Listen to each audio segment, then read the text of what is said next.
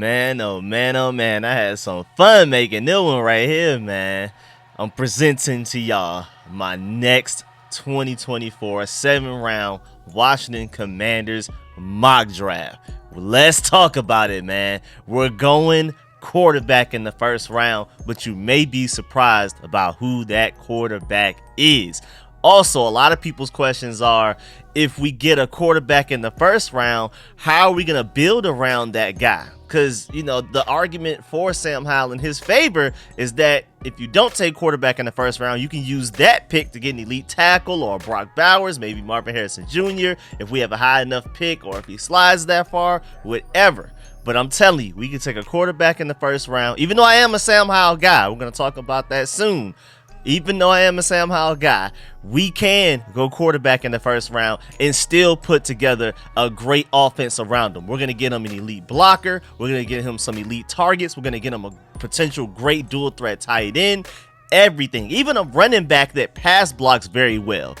We can put this franchise quarterback that we drafted in the first round in Offensive Rookie of the Year conversation immediately. I'm super excited, man.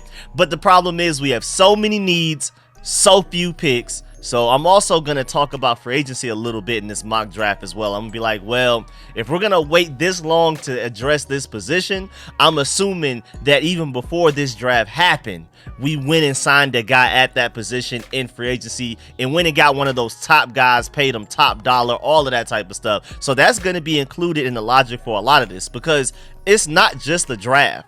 You got to calculate, you got to strategize, okay, if we do this in free agency, then we can also do this in the draft. So I'm also working on some mock off seasons as well. Like, if we do this in free agency, we could do this in the draft. If we do this in free agency, then we can do this in the draft. Things like that. So I'm also working on some mock off seasons. That's the next level to these types of videos that I'm super excited about diving into, because that's going to be a little bit more fun. That's like truly being a GM, because that also includes who I would re-sign from this 2024 unrestricted free agent class that we have right now, the Curtis Samuel, Cameron Crowe, all these guys. But that's me going on a tangent. Before we dive into this mock draft right here, make sure you stiff arm that like button, stiff arm the subscription button, and stiff arm the bell next to that subscription button so you get notification each and every time I release an informative and opinionated video just like this one. Make sure you stay tuned for all of the content, because we have more mock drafts on the way. I just felt like, first of all, I haven't done a mock draft in a while, and this also felt like perfect timing, because with Sam Howell not having the best past 5 weeks of football, it only makes sense for our next mock draft to include a quarterback. But of course, if we go out there and lose this upcoming week against the Jets, and then the Cardinals and Patriots win, we can move up to the number 2 pick. But if we beat the Jets, we can end up potentially moving back all the way to the 9th pick, depending on what goes on with other teams as well. So by this time next week, we could either maybe even stay at 4, but we could also potentially move up to 2, move back to 9, which may also warrant another mock draft. Because if our draft pick changes, I feel like it's only fair to do another mock draft, because that changes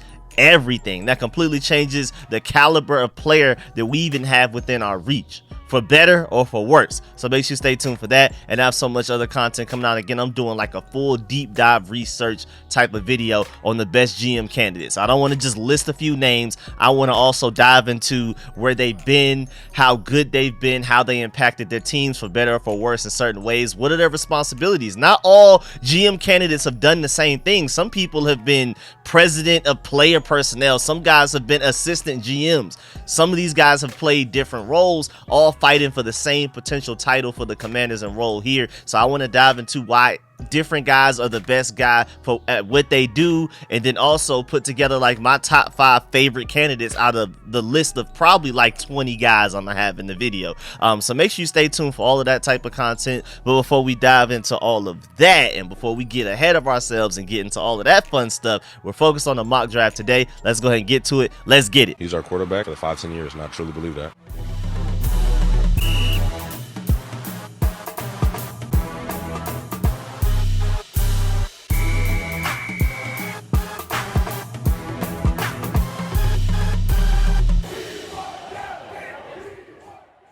All right, I already gave y'all the intro, the spill and everything during the intro, before the intro, and all of that type of stuff. So we don't even have to do that after the intro. We're diving straight in. Round 1, pick 4th overall in the first round. I was taking quarterback Jayden Daniels from LSU. Now let's go ahead and get this out the way, get it out the way early. Long explanation short, I still really like Sam Howell's talent. And I feel like if he had a better O-line, a true dual threat tight end that he could depend on, a lot of other things added to that list, we could win with him and be truly competitive. I feel like things would have went differently in everything. Because I feel like there is an extent to like the way that this season is gone. I wouldn't say it ruined Sam Howell, but he definitely seems like he's regressed a little bit these last few games. And even though the offensive line has technically blocked better, he just looks like he's paranoid about the fact that he has PTSD about how the offensive line used to block for him. And it's just like he doesn't go through his reads as well as he used to. All of that kinds of stuff, man. But again, I like Sam Howell's talent, but I also fully understand if the next regime wants to come in and draft their own guy. Plain and simple. Sam Howell has not done enough to shut the door on any chance of the next regime wanting to take a quarterback in the first round. And even if he did ball out consistently and down the stretch this season when he's had his worst stretch of the season, if he did the exact opposite and was just balling out and looking like a potential MVP candidate type of stuff, I would still want the next regime to decide on who their quarterback is. I don't want them to feel stuck to a previous regime quarterback like how Jay Gruden was or RG3 for a little while, how Rivera was with Haskins for a little while. It sets us back a year or two, or maybe even more, or even worse. So even though I do like Sam Howell a lot, and even if he did say ball out these last few games, which he didn't, if they are truly a great GM and head coach and pairing that I hope that they will be, that I believe they will end up being under what I'm seeing from Josh Harris, Eugene Shin, the Tim McGrath hiring, and how I already did a report on how Josh Harris went to the GM Accelerator program and impressed like 42 GMs and was basically one of the most impressive, most active ones there. So I feel like we'll have our own pick from the candidates. Like they'll be fighting for us rather than us fighting for them. I really think so. So if I truly believe that this next regime is going to be as good as I really think that they will be, I'm going to have faith that they will make the right decision with quarterback, whether it's Sam Howell or not. And not only evaluate the right guy, but also develop him in the right way, build the right offense around them, both scheme and roster wise. I'm talking about players and X's and O's. So whoever the next regime decides is the guy, I just want them to do right by him and set him up for success. Again, whether it's Howell or a draft quarterback. In this mock draft's case, it's the draft quarterback, which I think is more likely at this point with, again, the way Sam Howell has looked the past few weeks, really just overall throughout the entire season. He's had flashes, and it's a guy you can build around, but maybe it's the type of flashes that you can maybe get a pretty decent draft pick in return, a higher than a 5th round draft pick you spent on him. You dangle him out there, and maybe another team is willing to bite on him, and you can get some trade value for him in return. We'll see. Who knows? But I don't want to dive into that too long right now. I'll probably do a whole separate video on that alone, but just long explanation shorter, because that wasn't very short. That's my logic there. Now let's get to Jayden Daniels. Now, does Jayden Daniels immediately equal Lamar Jackson? Well, first of all, no. But does that mean that he can't be a great QB? Also, no. Instead of running like in the 4.3s like Lamar Jackson did, I think he ran like a 4.34 or something like that. Jayden Daniels will probably run like a high 4.4 or something, like a 4.47 or 8 or something like that, which is still very fast because Justin Fields ran a 4.44, and then that was ranked the 2nd fastest speed for a quarterback within 15 years at that time. So, of course, with running quarterbacks, you worry about them getting hurt. Well, if you do a great job of avoiding getting hit like Lamar Jackson does, you can definitely get away with it. Don't treat him like, just simply don't treat him like a Cam Newton. Just don't do that. Don't put the offense on his back. Ask him to run the ball as much as Carolina, Rivera specifically, asked Cam Newton to do it because they didn't have a good enough offense. Cam Newton literally had to put the team on his back. Ted Ginn is his best receiver in the Super Bowl. It's absolutely ridiculous. And Lamar Jackson also, I want to note, has played in every game this season. More than a lot of these other top quarterbacks that are pocket passers can say.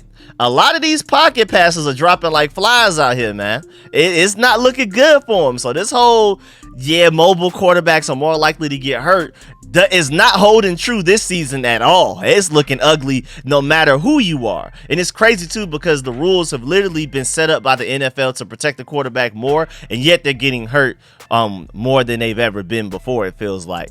But hey, man, even though we're talking about Jaden Daniels' mobility and his legs, he's not just legs. That's not a thing. He didn't look like the best quarterback in all of college football this season for no reason. He didn't win the Heisman for no reason. He can make every throw. He can read defenses, even though it's like he better be able to read defenses with them being 23 years old, because Caleb Williams is a year younger and Drake May is 2 years younger. But still, what matters most is that he can. He's not the oldest quarterback coming out of the draft ever, but he is kind of up there a little bit. He's also great off schedule and making plays and throws on the run and making something out of nothing. I love that. Has advanced decision making already. Rarely makes mistakes. Also pretty advanced in the pocket with his pocket awareness and pocket footwork. Always evading pressure, making it look really easy, like he has eyes in the back of his head. All kinds of stuff like that. He's willing to take hits in the pocket as well to make the right throws. He's not skittish in the pocket. He's not flustered. I love that. Also, being that electric in the SEC has to count for something. He had better stats against SEC defenses than Drake May had against ACC defenses, and Caleb Williams had against sorry Pac-12 defenses. That has to count for something, right? Now, I'm not necessarily saying that he will be better than Caleb Williams and Drake May at the NFL level. I'm not saying that at all. But he was definitely better than them in this 2023 season, while also doing it against better defenses at the same time. And if you want to run read option, he's the guy. If you want to attack the field deep, he can do that very well as well. If you want somebody that can go through progressions and make the right read and deliver the ball accurately from the pocket, he has the potential to do that as well, and he's shown that on his tape. And when everything breaks down, receivers aren't open, offensive line getting whooped, getting diddy bopped, he can pull out magic tricks, pull out a rabbit out of the hat, and still keep the offense productive and dangerous, flowing, moving, scoring points, regardless. I'm telling y'all, man, people are really sleep on Jaden Daniels. By the time we get done with this offseason, after the combine, pro days, and stuff like that, people are going to wake up. He didn't win the Heisman for no reason. I know typically you winning the Heisman as a quarterback doesn't automatically mean you're the best quarterback, but there's an argument for Jaden Daniels, especially the season he just had again against the competition that he had it against is just absolutely ridiculous. Now moving on, round 2, 36th pick overall. And this is our own second round pick. The other second round pick, the one coming up after this, is from the Bears. Our second round pick is higher than theirs now because our first round pick is higher than theirs. Just to let you know. But I'm taking offensive tackle Amarius Mims from Georgia. And yeah, I don't care how many mock drafts I have to take him in. This is an elite left tackle talent, plain and simple. And he may slide due to 8 career starts in the injury history if he doesn't go back to Georgia. But I think it's smart for him. I don't know what's going on right now with Brock Bowers, Ladd McConkey, even Javon Bullard, who we're going to talk about later, and Amarius Mims. Go to the draft, man. Y'all are only risking potentially falling more from the draft due to injury or whatever may happen if y'all don't go. I miss y'all. We need y'all. But boy, just go ahead, man. Just to be completely unselfish right now, please go to the draft. So Amarius Mims, I know even if he goes to the draft with only 8 career starts in injury history, he's easy top 5 pick otherwise. If he just had a normal collegiate career, was starting for a long time, wasn't missing games due to crazy injuries and things like that, he would be a top 5 pick, and I feel like it wouldn't even be a discussion. He could honestly end up being the biggest steal of the draft, because I don't think even after killing the combine, like he's going to kill the combine, that a team will be willing to take a risk on him high or in the middle of the first round, because if he's hurt or still raw, which he still kind of is, that's the type of thing that gets people fired. But he's an obvious top 10 player in this class talent wise. We're just talking pure talent and potential. He's a top 10 player in this class easily. Again, like I've been saying, I think he has a higher ceiling than even Olu Fashanu. I think even going back to last year's draft, I think he has a higher ceiling than Darnell Wright and DeJuan Jones. Or at the very least, he's in the same tier. Like the ceiling is one of the highest ceilings I've seen from an offensive tackle in my opinion, in years. Easily to come through Georgia, even higher than Broderick Jones and guys like Andrew Thomas, all of these tackles that we've had, all these elite offensive linemen, these 5-star recruits. None of them have the ceiling of an Amarius Mims. I'm telling y'all right now, whoever gets him, no matter where they get him, first round, second round, are going to be very happy. Yes, he has an injury history, but that's only due to one real injury, and then he came back sooner than he was supposed to and still played very well. And then just last year, the 2022 season, where we won the championship against TCU, he just didn't have a chance to start until the playoffs. Like, it was just the playoffs. All right, this is your opportunity to start. So he started the game against Ohio State and the championship against TCU. And then coming into this season, he was a starter, got hurt early on to the season, missed a lot of the middle of the season, and then he started a couple of games, played in the last couple of games. But this is a guy that, if fully healthy, no injury history, no missing games, if he just had like 20 games starting, he would be an obvious top 10 pick. We wouldn't even be talking about it. And he would probably even go before Olu Fashanu and Joe Alt. Possibly. I'm not saying guaranteed that he would. I'm not saying that he deserves to. But we're talking ceiling and pure talent. Top 10 player in this class, man. I'm so afraid of who may end up getting this guy. This guy's the type of talent where I just really hope and pray that he doesn't go to an NFC East rival. Just like how I felt about Micah Parsons before that draft started. Then he ended up going to Dallas, and now look at him. There's just certain players where I'm like, please don't land in the NFC East if we don't get him. He's one of those top guys where I'm like, please don't let him land in the NFC East. I beg you, please, not Amarius Mims. So please, instead of allowing him to go to an enemy, you go get him yourself. And we clearly need tackle. I feel like even if Charles Leno and Andrew Wiley is still here next year, why not upgrade the position anyway? But I also feel like Charles Leno could be cut for almost $8 million in additional cap space, and I would not be surprised if the next regime does that. They've seen how this season is gone with the blocking for Sam Howell. Charles Leno is a lot to blame. Andrew Wiley's also a lot to blame. And on top of that, Charles Leno is banged up right now. So I think the move is obvious. Charles Leno, we've been talking about Charles Leno potentially being out the door even since this past offseason, 2023, 2024. Now that the dead cap isn't so bad that you also, it's actually worth it to cut him and you save money in cap space. I think the writing's on the wall. He's up out of here. Get Amarius Mims. If you're not going to take tackle in the first round, you're going to decide to take quarterback.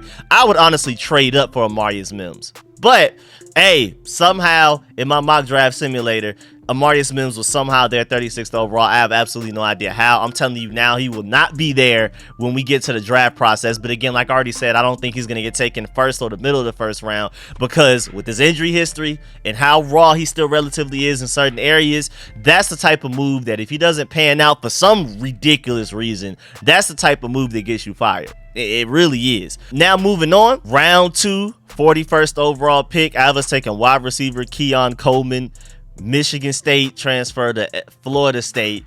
And don't even ask me how. I don't know what's wrong with Pro Football Focus. Maybe they're accounting for something unexpected to happen in the offseason, because on everything I love, I got him in my Pro Football Focus draft simulator with this 41st pick overall. And again, I don't know how this could happen in real life, but boy, if we really need a big receiver like him, we've needed one for years, because even when Cam Sims was here, we never really threw him the ball. Imagine drafting a franchise quarterback with Lamar Jackson comps, even though, again, like I've already explained, he's not Lamar Jackson, but he's a top tier talent at quarterback. And I would argue that in other draft classes, he would be the obvious QB1, but so many people are stuck on Caleb Williams and Drake May with great reason. But Jaden Daniels definitely had a better 2023 season than those guys. And if it weren't for Caleb Williams and Drake May being in some people's eyes like generational talents, Jaden Daniels would easily be quarterback 1 in other draft classes. So don't sleep on that. But to potentially get a top tier talent like Jaden Daniels with Lamar Jackson comps, again, for reasons I've already explained, not really Lamar Jackson in my opinion exactly, and a top tier talent to tackle the block for him, and then also giving him a big receiving target like this, which is something that Sam Howell sadly never had. other than, I guess, Logan Thomas. And even if we re-sign Curtis Samuel, which I don't think is likely, we still need a big receiver. Our tallest receiver right now is 6'1". So please get me a big receiver. And speaking of big receiver, Keon Coleman is 6'4", 215 pounds. Again, there's literally no way he should be available with the 41st overall pick, but Pro Football Focus let me get away with it, and we're here to have fun, so I don't care right now. We are here for fun. And again, a lot of my mock drafts, the purpose of them is to put y'all on the players that you may not know, or even players that you do know. I want to break down some of their strengths and maybe even some of their weaknesses that you may not have noticed or even thought of. So this is not to be extremely realistic. We'll worry about being more realistic as we get closer to April. Maybe after free agency we'll start to get more realistic. For now, I'm just having fun, man. Just like, man, imagine if we can get Jaden Daniels, Amarius Mims, and Keon Coleman type of stuff. And again, Pro Football Focus let me get away with it. I'ma do it. But moving on, 6'4", 215 pounds. Literally, if you needed to make a frame and a build of an NFL receiver, like the ideal NFL receiver in a lab, you would start with his mold and then work from there. And honestly, dog, what is there even to evaluate? I mean, just turn on the highlights, dog. Look at, he looks like one of the best receivers in the country this past season. Again, I don't see how he can make it this far in the draft, but if he somehow does, you can sprint. You just can't even sprint fast enough to that podium to take him. I'd expect to see Josh Harris hit a 4.5 40 time to run and get that pick himself. If he's available, dog. I want Josh Harris running to the podium. I don't care where he is. Again, shouts out to Pro Football Focus for giving me just a tiny bit of credibility to this pick. But because, again, there's no way. But, dog, his catching ability at 6'4", 215 pounds, projected to run a 4.45 40 time by itself is just wild. Like, we could just stop there. But then he's also twitchy. Has change of direction skills, quickness, acceleration. His jump time and elite body control and unfair catch radius makes him a contested catch dream for a young quarterback like a Jaden Daniels or Sam Howell. He turns bad and inaccurate throws to amazing plays. I mean, you're watching this tape and you're always thinking, yo, what was that throw? My fault. Great play. Just throw it somewhere into his orbit. He'll bring it down. It's just really ridiculous, dog. And then on top of all of that, he's also great after the catch.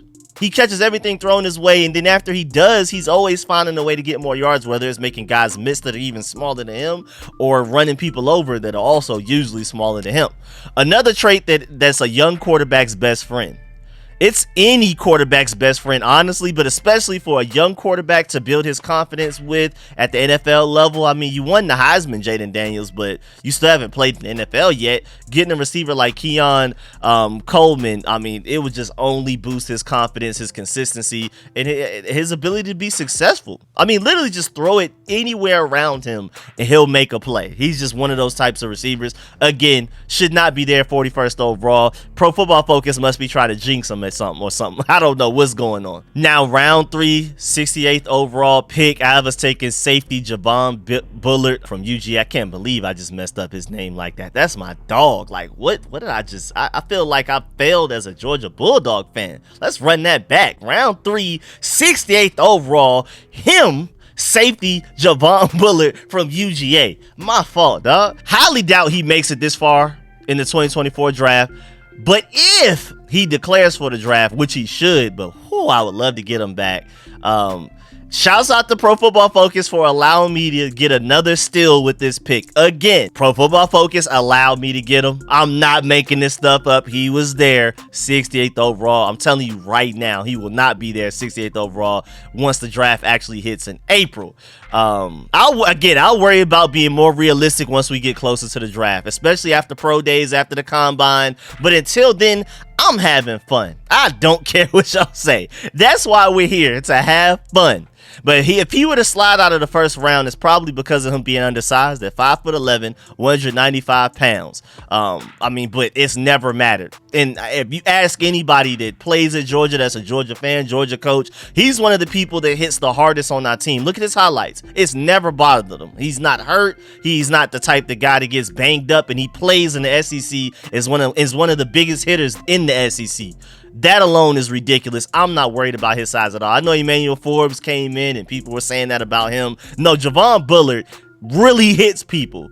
underweight, and he still weighs more than Emmanuel Forbes, so I'm not worried about that at all. He's almost 200 pounds, but I would still prefer if he could become get a little bit heavier than that. But again, it's never bothered him playing for Georgia against Alabama and teams like that, and Ohio State. It's not a problem. Also, NFL Draft Buzz has him as the 18th overall player on their big board, but Pro Football Focus has him as the 80th player on their big board. So Pro Football Focus feels like getting them in the 3rd round makes sense, but I'm telling you now, he won't be there. But again, we're here to have fun, so don't judge me too harshly on that. But Javon is the ultimate Swiss Army knife. Literally think baby Minkah Fitzpatrick. We have needs everywhere in the secondary.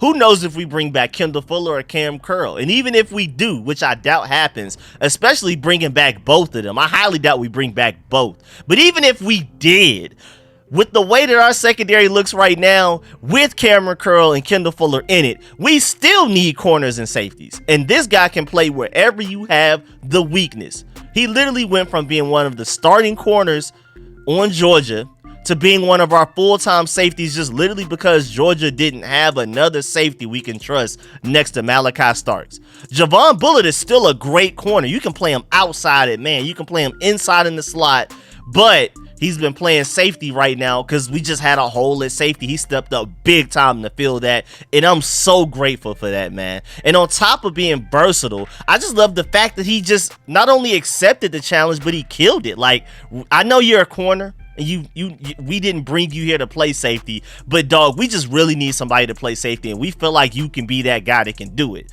This is basically Kirby Smart, Glenn Schumann, all of those guys talking to him, and he was basically like, all right, I'll do it, and then excelled at it. He is not like a natural safety technically, but the way that he plays, he looks like he should be. So this is a guy that you draft. Again, I don't see him making it to this pick at all in real life, but man, baby Minkah Fitzpatrick can play strong safety, free safety, the star position, aka the Buffalo nickel, slot corner, outside corner, literally whatever you want. I really don't see him making it out of the 1st round, but Pro Football Focus is letting me have fun, so I'm gonna have it. I don't care. Leave me alone. Round 3, 100th pick overall, I was taking center Cedric Van Pran from Georgia, and I know, but I'm taking him every mock draft I can get away with it because I feel like the pick is that obvious. The match is too perfect. We need Cedric Van Pran, and Cedric Van Pran needs us. I don't think y'all understand. Again, we are here for fun.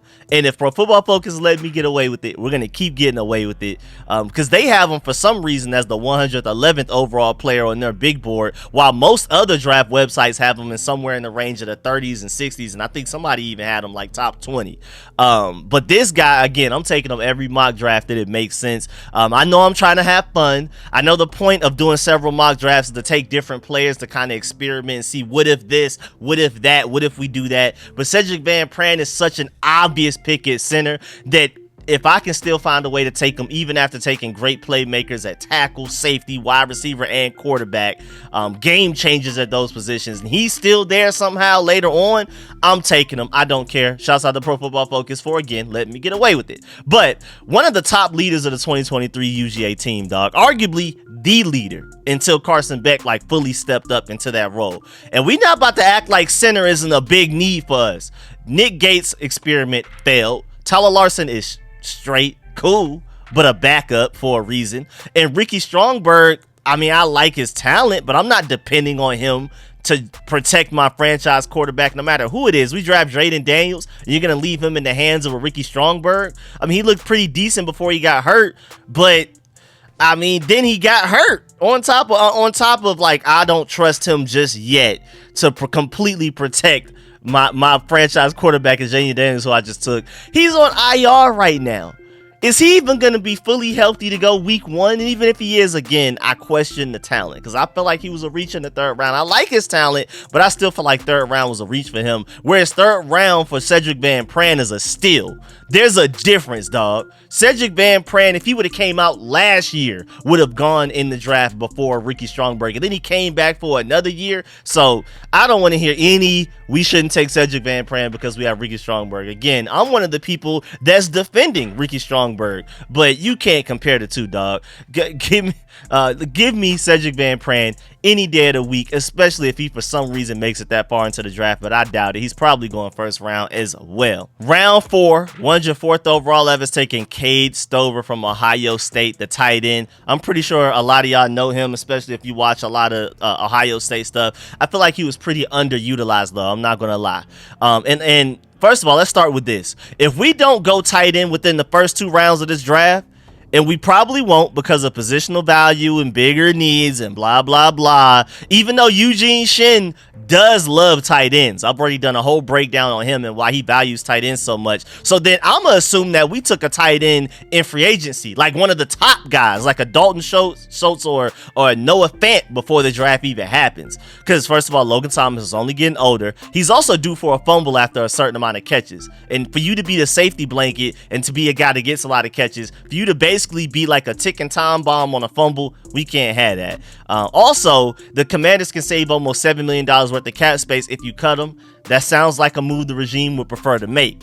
And I mean, right now, we cut Logan Thomas. You could pay Antonio Gibson what his market value potentially is to bring him back and still have money left over. That's the type of way you got to look at guys like a Logan Thomas. Who could you get in return with that $7 million in cap space type of thing? And also, John Bates, he basically just blocks. And even though he does it pretty well, he's not a dual threat tight end per se. And then Cole Turner, who I like his talent a lot, but he's not even active on game days. He was inactive on that game, during that game against the Rams. Like, we don't even try to play him. And then you have Curtis Hodges, who was horrible the last time we saw him in the preseason, but he's on IR, I believe, right now. And then speaking of IR, we have my boy Armani Rogers, but who knows if he'll even be the same freak athlete after the severe leg injury that he suffered before the season even started, which is why a lot of people have probably forgotten about him. We have a huge need at tight end, y'all, and I don't think y'all understand how valuable a tight end is. I know a lot of people are saying you don't draft tight end high, you don't take Brock Bowers high, or whoever, Jatavion Sanders, whoever it is. We need tight end. And I've already broken it down, especially with the video breaking down Eugene Shin, why a dual threat tight end matters so much, why Jake Gruden was screaming for a dual threat tight end. Because when you have, for example, a Jeremy Sprinkle that can only block and can't catch, when he's in the game, the defense knows you're running the ball, or if you're passing it, they know you're not throwing it his way. So we don't even got to worry about him. We can focus all 11 of our guys on stopping everything else. So now you're left with half an offense. When Jordan Reed and Vernon Davis are on the field, we know you're passing the ball because you better not be running it, and you definitely better not be running it their way because we'll just blow that up and eat up against that. So we're going to just immediately change our defense to go more stop the pass and stop anything you're trying to do with those guys, which is what they do best, that's catch the ball. Having a dual threat tight end forces a defense to be balanced and easier to attack. That makes things easier for Jaden Daniels. That makes things easier for our next head coach, hopefully offensive-minded guy, offensive coordinator, whoever our play caller is. A lot of people keep talking about tight end is not a very valuable position. And yeah, I know, I can see the argument for tackle, quarterback, edge rusher, and certain positions being higher. But don't act like tight end isn't very important, dog. You see how elite the Lions look right now with their tight end, and we're going to talk about him soon right now. How you can just build an offense around a tight end and it can propel your offense to new heights. It's not just the tight end carrying the offense, but it's a very important piece, dog. Again, a dual threat tight end changes everything, bro. Everything. So moving on. But say we do get somebody like a Dalton Schultz in free agency, I would still sprint to the podium if Cade Stover is available in the 4th round. And I know Sam Laporta is balling right now, and he went in the 1st round. So when I say Stover is literally a taller, heavier, and slightly faster version of Sam Laporta, I know people are going to be looking at me crazy through the screen, like, why would he even be there in the 4th round? Well, first of all, a lot of people thought that Sam Laporta would probably go somewhere like in the 3rd round or something like that. And then also, again, these mock drafts are for fun, and everywhere I look, people have them ranked between 73 and 167th on big boards. So 104th sounds fairly realistic right now, but again, by the time we're done with the whole draft process, the whole offseason, combine, pro days, he probably won't make it to this 104th overall pick. But if he did, look at the draftbuzz.com's breakdown between Cade Stover and Sam Laporta. Now, granted, It's not like they are the end-all be-all of draft evaluation, like they never miss, and like these stats are completely accurate and make sense. But even after watching some of Stover's tape, I'm very impressed. And when you were looking at the comparison of traits, which side do you think is Sam Laporta? The one on the right or the one on the left? Well, I should give y'all like the little Jeopardy song to give y'all time to think and make a decision, but we're just going to go ahead and get it out the way. I've already talked enough. Stover is the one on the left and Sam Laporta is the one on the right. So again, it's not like these numbers are absolute or completely accurate or anything like that. It's not like NFLDraftBuzz.com is just completely right. But I just want to show y'all that this Stover kid may have something to him. That's the point of all of this. But of course, go and watch your own tape on him and make your own conclusions. These mock drafts are just for fun. I'm not saying that my boy Stover over there is going to definitely be definitively better than Sam Laporta. I'm not saying that at all. My main point is check him out because he may have something to him, man. Draw your own conclusions. But I also want to point out the fact that tight ends are probably one of the most scheme-dependent players in all of football.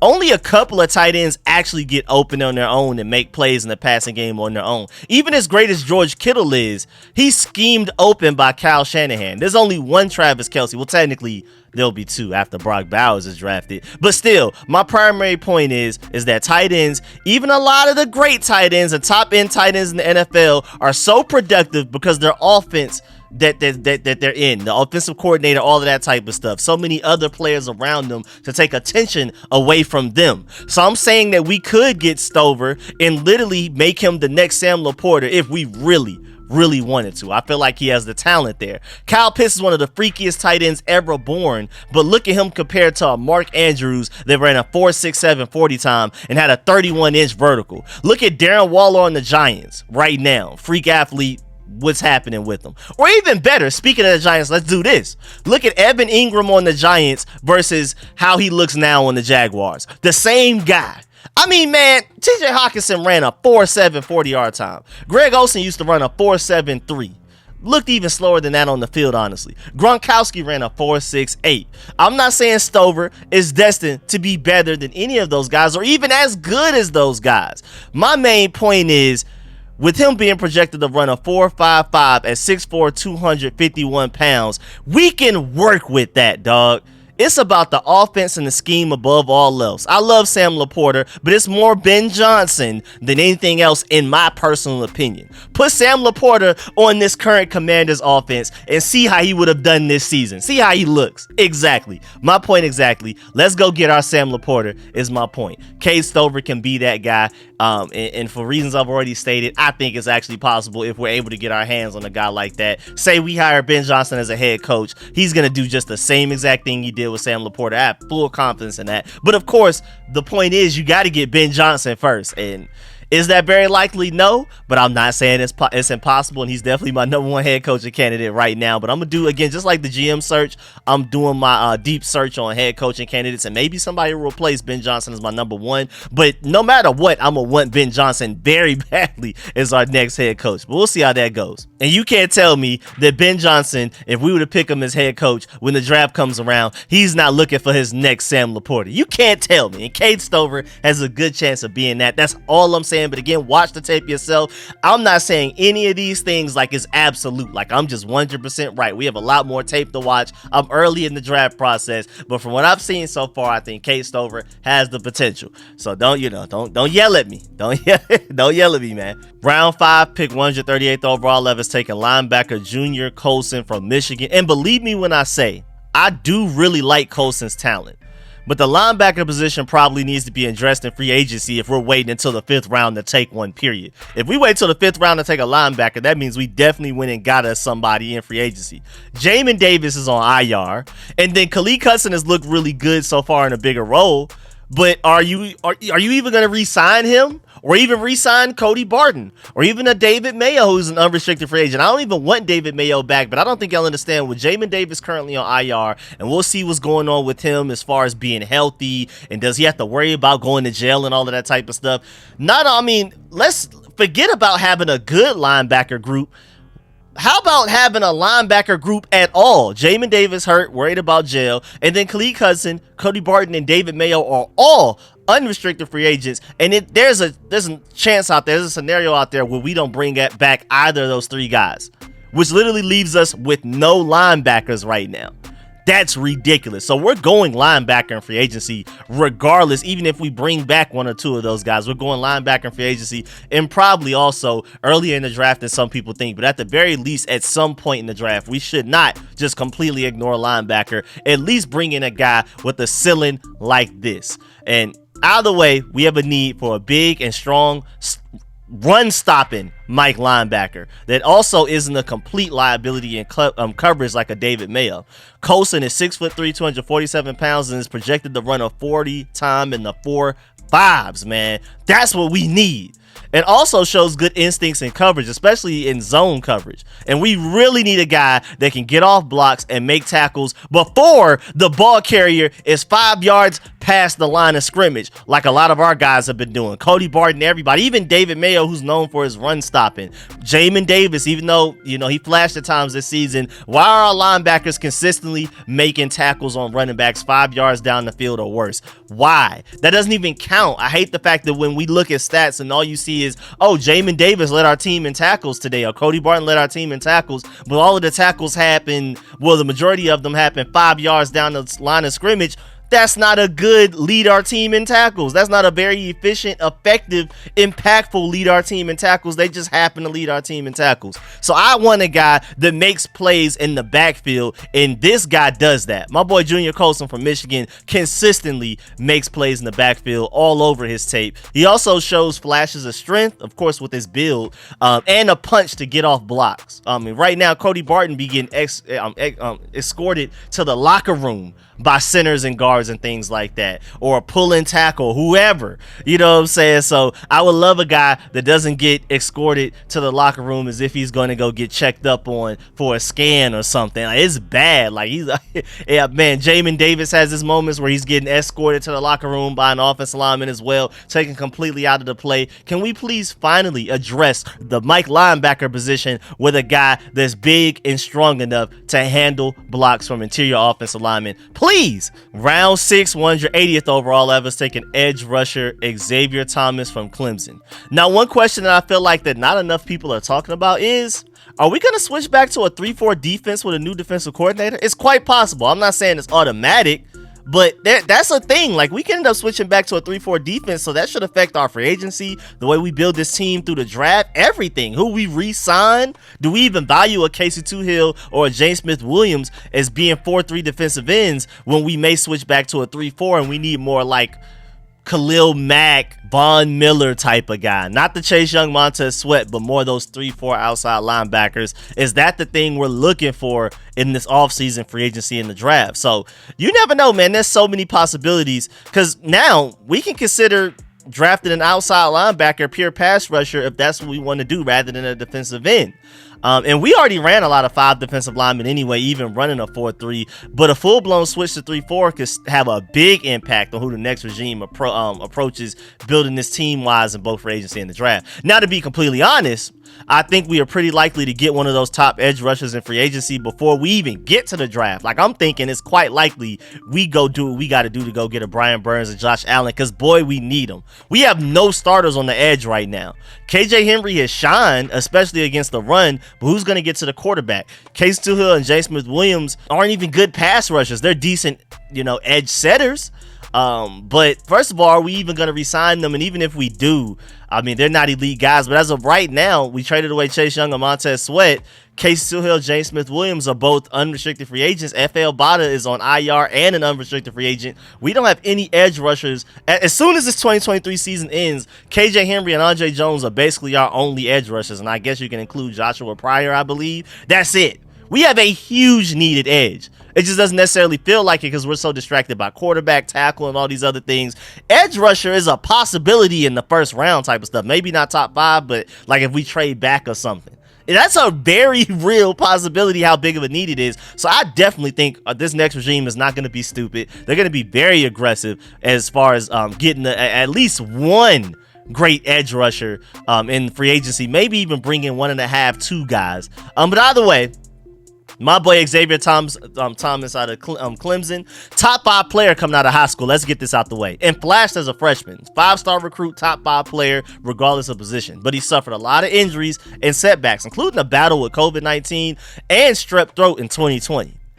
Still that same athletically gifted player, though, that was top 5 coming out of high school for a reason, but really needs to work on his technique and refinement, like really bad. He relies on his natural gifts and a really high motor. He has one of that, and effort, but he relies on that too much to win, like far too much. I mean, that's literally his first step is very explosive. He's very quick and violent when going around or through blockers. He can do that. The physical gifts are there, but it's very concerning that he's been in college for 5 years, even though he's been dealing with a lot of injuries, so he hasn't played a lot, but it's still as raw as he is. It's like, is he ever gonna improve? So showing sophomore or even freshman level rawness is definitely concerning. But KJ Henry was also a top player in his recruiting class, a 5-star, just like Xavier. Clemson edge rusher, just like Xavier. And with both of them, the next coaching staff just needs to get that 5-star talent out of both of those guys. And then we really got something going. If we get like a true brings the best out of edge rushers, defensive lines coach type of guy, we could really have something special in KJ Henry and Xavier Thomas, because they were top tier 5-star recruits in their respective recruiting classes for a reason. We just need to tap into that potential. But am I going to sit here and act like he's not ridiculously raw and has a really weird, crazy injury history? No. But that's the type of guy you take in the 6th round. Take a flyer on a guy that, if he works out, he has 1st round talent. But it's just the chances of him working out and reaching that talent is not very likely at all. But boy, if you do. And then lastly, round 7, 222nd pick overall, I was taking running back Frank Gore Jr. out of Southern Miss. Plain and simple, we're not going to spend too much time on this one. Even though he's really small, which didn't stop his dad from having success, I love his 3rd down back ability. There's faster, more electric 3rd down backs available in this draft, of course, but arguably none of them can pass block like him. When I say 3rd down back, I'm talking not only out of the backfield, has the ability to almost basically run routes as if he's like a slot receiver kind of thing, and his hands are great. I'm not just talking about pass catcher, I'm also talking about pass blocker. That's the thing I like about him the most. He comes in with probably the best pass blocking out of potentially any running back in this whole draft class. Of course, there's a lot of running backs I still got to watch tape on, but this guy intrigues me. And also, you got to think about the fact that if Antonio Gibson does not come back after this season, quite likely, I love B-Rob as an every down back that can run, catch, and block. Statistically and efficiently, on a per snap basis, Brian Robinson is a top 8 running back in the NFL, and a lot of people need to recognize that. But you can't succeed with just one running back. Chris Rodriguez is good and improving, but he's an early down back, and that's it. 1st and 2nd downs. That's just what he is. And to add a running back that can block for your franchise quarterback, I mean, come on, dog. This is literally the last missing piece to the best draft you can have around a fresh franchise quarterback that you just took in the 1st round. An elite tackle that can help you never have to worry about your blind side ever again. Catches everything thrown towards his orbit receiver. An elite center to snap you the ball and protect the shortest route from you and the defensive lineman that's trying to get you. A potential dual threat tight end. Safety blanket that makes things easier for you, not only just like with his talent, but also schematically. Again, dual threat tight ends, what it does to defenses. And then you finally, at the end of the draft, get you a running back that can also block for you. Jaden Daniels will be my vote for Rookie of the Year, Offensive Rookie of the Year after a draft like this. Great protection and targets on top of what we have already on the roster. I'm telling you. So give me Frank Gore Jr. as our final pick in the draft. He could come in and immediately contribute as like a J.D. McKissick, like a guy that can catch passes out of the backfield, as long as he just doesn't trip on air like J.D. McKissick did. The only guy that can really tackle him was himself, it seemed like at times. And then also the thing that we really miss about J.D. McKissick was that he was our best pass protecting running back. Back there on 3rd downs, somebody got to be back there to pick up potential blitzer, or if an offensive lineman is getting whooped, we need that running back that can step up and at least buy some time for our quarterback. And J.D. McKissick was the best at doing that before he left. Right now, Brian Robinson's the best at doing it, but I wouldn't say he's elite at it. Frank Gore Jr. could come in and do that very well day one. day one, man. And Jaden Daniels will fall in love with him for that. Underneath option when nothing's open deep down the field. And then if he stays back to block, he can pick up that potential guy that has a free run at Jaden Daniels. I'm telling you, he would Frank Gore Jr. would be Jaden Daniels' best friend. He would treat him out to dinner after every game. It's that serious how much a great pass blocking back helps a young quarterback. This whole thing, because we just can't ignore defense. But my goal of this draft was to prove that you can still take a quarterback in the first round and still build a great offense around him just purely through the draft alone. But yeah, man, that's the end of this video. That's the end of this mock draft. Please get in the comment section. Let me know how you feel about everything discussed in this video, especially my picks. Do you agree or disagree with any of my picks? Of course, I'm not afraid of disagreements. If you disagree, let me know why with certain players I took, with certain evaluations for players. Like, do you like Jaden Daniels, but you don't agree with the positives and negatives that I gave you about him and stuff like that? Do you disagree with any of my logic? Let me know everything. Also, put your own mock drafts. As of where we stand right now, after that loss against the Rams, where our current picks sit right now, what is a mock draft that you would put together? Let me know that in the comment section. Again, I'm very busy, but I'm trying my best to read and reply to as many comments as possible. I'm really just got to set aside time, like maybe a couple of hours, to try to read and reply to as many comments from previous videos I did. I truly mean that I'm trying, man. I appreciate y'all, but I just have so many videos to work on. I've just been super busy. So, man, yeah, again, I really appreciate y'all. Let me know how you feel about everything. Please stiff arm that like button. If you appreciate all of the work that I put into this video that's almost an hour long, please stiff arm that like button. If you want to donate to the channel through Cash App, PayPal, or even directly through YouTube, become a channel member, I really appreciate that as well. But at the very least, leave a like, leave a comment. Even if you don't have anything to say, just at least leave like a thumbs up or a flame emoji, whatever, just anything. And you could even troll, but you being active on the channel means so much for the channel. I don't think y'all understand how much a simple comment and a like or even a dislike helps my channel grow. So just do something on the way out before you leave this video. I really appreciate it. I'm still working on more content. May come out with another video this evening / tonight. Stay tuned. Catch y'all later. I'm out.